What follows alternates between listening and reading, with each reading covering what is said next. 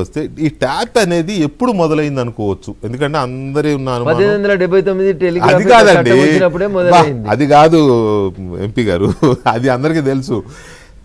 రేవంత్ రెడ్డి ఈ ఓటుకు నోటు, ఆ స్టీఫెన్స్ అనే ఎమ్మెల్యే కొనుగోలు చేయడము, ఆ డబ్బులు దొరకడము, ఇదంతా తెలిసిందే, ఓపెన్ సీక్రెట్. దాంట్లో మనం దాచేది అది విజువల్స్ కూడా ఉంటాయి. కానీ కాకపోతే ఫోన్ ట్యాప్ అనేది ఎప్పుడైతే తెర మీదకి వచ్చిందో కేసు పక్కకు పోయి భయపడ్డారు, అందులో డౌటే లేదు. ఎందుకంటే ఫోన్ ట్యాపింగ్ అనేది వెరీ సీరియస్ అఫెన్స్ కాబట్టి అమ్మ ఇది ఎందుకు తలకాయ చుట్టుకుంటుంది అనుకున్నారో ఏమో తెలియదు. నేను మీకు ఇక్కడ సరే సందర్భం అవును అప్పుడే వచ్చింది, అప్పుడే మొదలైంది సందర్భం అవునా కాదా, ఎవరు ఎట్లా రియాక్ట్ అవుతారు దాని గురించి మనకు అనవసరం, నాకు సంబంధం లేదు. కానీ బార్న్ బై రికార్డ్ టీవీలలో వచ్చిందే చెప్పారు, నాకు దోషిని అడుగుతా మీకు తెలిసి మీరు చెప్పండి. అప్పుడు చంద్రశేఖరరావు గారు అన్నారు ప్రెస్ మీట్ పెట్టి పక్క రాష్ట్ర ముఖ్యమంత్రి గారిని ఉద్దేశించి, నిన్న దేవుడు వస్తే కూడా కాపాడాడు అని చెప్పిండు. మీరు మర్చిపోయి ఉంటారు, గుర్తుంది. ఇంకా కూడా చాలా మాట్లాడారు, ఎవరైనా నేను మాట్లాడదలుచుకోలేదు.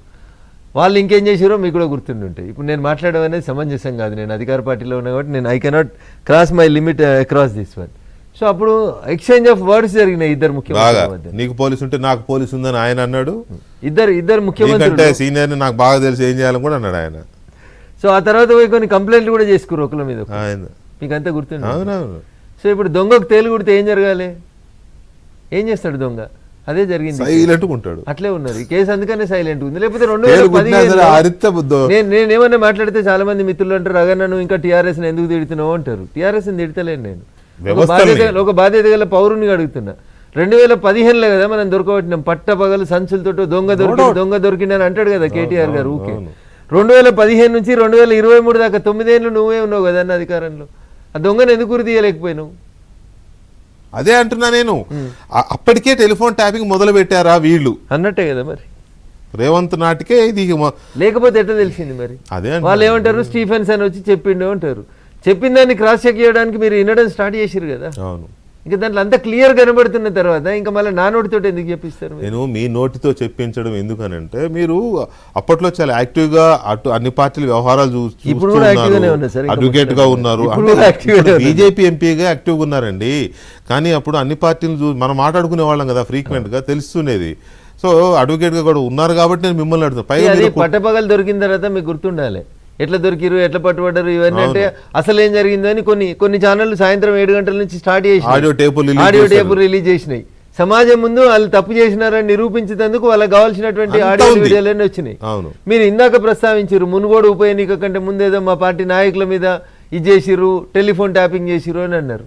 ఆ ఆడియోలు కూడా ముఖ్యమంత్రి గారు హోదాలో ప్రెస్ మీట్లో రిలీజ్ చేస్తే హైకోర్టు చీఫ్ జస్టిస్ కదా ఆ రోజు గట్టిగా మాట్లాడింది, ఈ ఆడియోలు నీకు ఎక్కడి ఎట్లా వస్తాయి, నువ్వు కోర్టులో విచారణ జరుగుతున్నాగా నువ్వు బయట పబ్లిక్ డొమైన్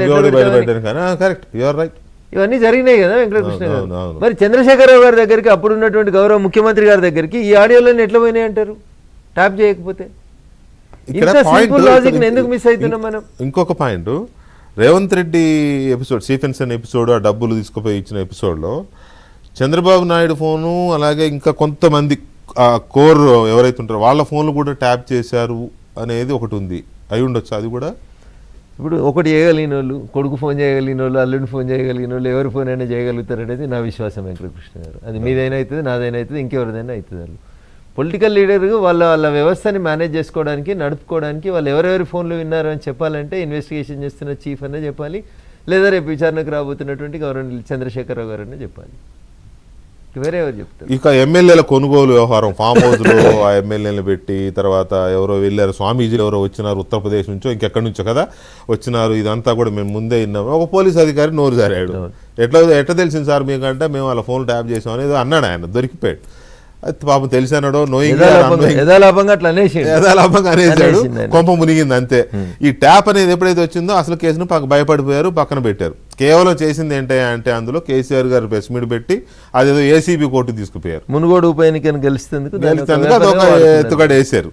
సో అది కూడా పూర్తిగా మీకు ఇంకా గుర్తుండాలి, అప్పుడు కేసీఆర్ గారికి సన్నిహితంగా ఉండే రాహుల్ లాంటి మీడియా మిత్రులకి ముందే చెప్తున్నారు, ఈ 2-3 రోజులలో మీకు ఒక మంచి వార్త చెప్తాం, బిగ్ బ్రేకింగ్ ఇస్తాం, రాష్ట్రంలో ఒక సంచలనమైన వార్త మీరు అందరు వినబోతున్నారు. ఇవన్నీ అధికారిక వర్గాల నుంచి, ముఖ్యమంత్రి గారి ఆఫీస్ కార్యాలయ సర్కిల్లో నుంచి బయటకు వచ్చి మీడియా మిత్రులకు చాలా మందికి ఏం జరుగుతుంటుంది అని అందరూ టెన్షన్ పడేలాగా ఒక 3 రోజులు ఎపిసోడ్ నడిపించి లాస్ట్కి ఆ ఎపిసోడ్ ని చూపించారు సినిమా. మీరు ఎప్పుడు అంటుంటారు మీలాంటి వాళ్ళు కొండంద వెలకొందని పెట్టారు అంటారు చూడండి, అట్లా చేశారు. దాన్ని పెద్ద భూతద్దంలో చూపించి తీసుకుపోయి ఏసీబీ కోర్టులో పెట్టారు దాన్ని. వెంకటకృష్ణ గారు దాంట్లో కూడా నేను చాలాసార్లు అడిగిన అప్పుడు ఉన్నటువంటి సిపి సైబరాబాద్ గారు, మీరేమన్నారు కారులో వెనక సీట్లో ఒక బ్యాగ్ పెట్టి ఆ బ్యాగ్ లో మొత్తం నోట్ల కట్టలు ఉన్నాయన్నారు వెంకటకృష్ణ. చూపించారు. పోలీసు వాళ్ళు ఏదైనా నేర స్థలం సంఘటనలో ఏదైనా సీజ్ చేస్తే ఆ వస్తువుని 24 గంటలలో తీసుకుపోయి కోర్టులో డిపాజిట్ చేయాలి. అది తుపాకైనా, కత్తి అయినా, అద్దమైనా, వెంట్రుకలైనా, గోర్లైనా, రక్తమైనా అసలు పట్టుకున్న వాటిని తీసుకుపోయి 24 hours లో డిపాజిట్ చేయాలి కోర్టులో. తర్వాత ఫోరెన్సిక్ సైన్స్ ల్యాబొరేటరీకి పోతుంది, కత్తి అయినా తుపాకీ అయినా, ఇదే తుపాకీ వెళ్ళిందా, దీంట్లోకి వెళ్ళే బుల్లెట్ వచ్చిందా, 100 కారణాలను ఇన్వెస్టిగేషన్ చేస్తారు. మరి ఆ వెనక సీట్లో కనబడ్డ సంచెట్ పోయింది, దాంట్లో దొరికిన నోట్ల కట్టలేవి, ఎమ్మెల్యేలను కొనుగోలు చేసేందుకు పూజారులు లేదా స్వామీజీలు కట్టలు తీసుకొని వచ్చి కార్లో ఒక బ్యాగ్ చూపించారు కదా, ఇప్పినట్టు చూపినట్టు జిప్పులు చూపించారు కదా, మరి ఆ పైసలేవి కోర్టుకు ఎందుకు రాలేదు? చివరికి అప్పుడు ఏం జరిగిందంటే కేసీఆర్ గారు ఆ ప్రభుత్వం చేసింది ఏంటంటే ఒక పెద్ద ప్రెస్ మీట్ పెట్టి 3-4 గంటలు మాట్లాడి మునుగోడు ఉప ఎన్నికల సందర్భంగా భారతీయ జనతా పార్టీని బీజేపీ వాళ్ళు ట్రై చేసి బట్టగాల్చి మా మీద బారేసి మమ్మల్ని చిత్రీకరించేందుకు ఆయన వాడుకున్న ఒక వెపన్ అది. చివరికి దాన్ని అంతటితో క్లోజ్ చేశారు. ఇక దాని తర్వాత ఎవరు మాట్లాడారు. ఇక్కడ నా పాయింట్ ఏంటంటే ఫోన్ ట్యాపింగ్ అనేది అతిపెద్ద క్రైమ్. పైగా బీజేపీలో అత్యంత ముఖ్యమైన నేత మీద చేసిన అలిగేషన్. సంతోష్ జీ అంటే ఇంకా తెలిసింది, ఆయన ఆర్గనైజేషన్ జనరల్ సెక్రటరీ, సంఘ భావజాలంతో ఉన్న వ్యక్తి, చాలా నోన్ పనిచేసిన వ్యక్తి.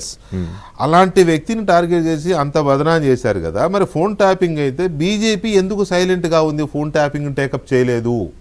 That is my point. So issue ఏంటంటే సార్, ఇప్పుడు మీరు మళ్ళీ గుండ్రగా ఎన్నిసార్లు గుండ్రగా ఎన్నిసార్లు అడిగినా, ఏ కేసుకు సంబంధించి అడిగినా 2 విషయాలు గుర్తుపెట్టుకోరు మీరు. కేంద్రం